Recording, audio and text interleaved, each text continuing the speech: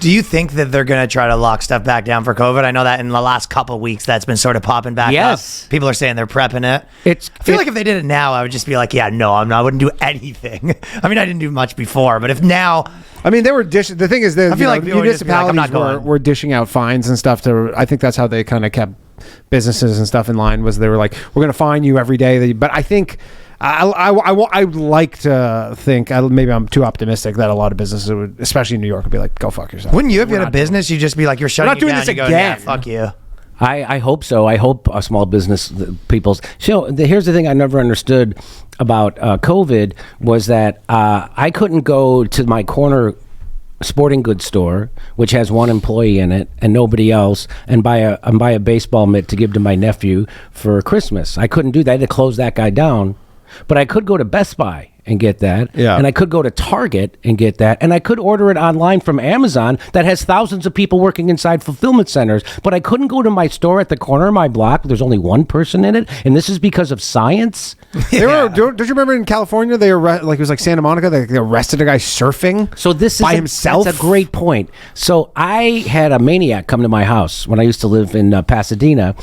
And... I got a heads up, Joe Rogan. He had first gone to Joe Rogan's place, and then he said, I'm looking for Jimmy Dore. And so their security guy calls me and says, hey, there's some maniac, and he's got weapons, and he's on his way to your house, and this is the car he's driving. And I look out my window, and it's parked in front of my house. So I call the cops, and I tell them this. An hour later, the cops showed up at my house.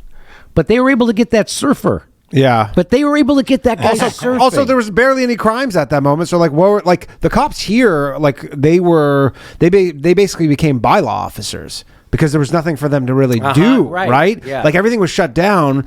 So crime, there was nobody really riding the subways.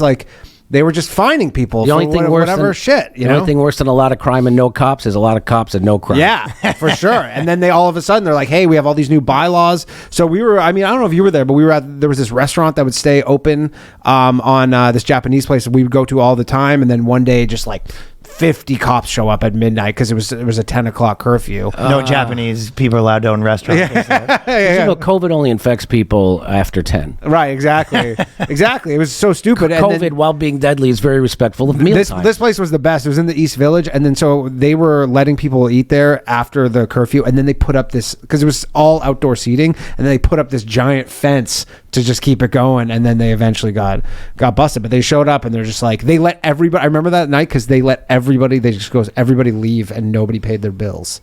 They were just like, go. Go. Can you believe what's going through the heads of one of those cops? It's just like, I don't think for myself. Those cops would be great comedians. It's you know what it is. It's the whole incentive thing where they go like, look, I got a family, I got bills. Like it's so you put the onus on these individuals to make these decisions, and it's like. It's the whole just falling in line. Everybody kind of acts out of self-interest to a degree.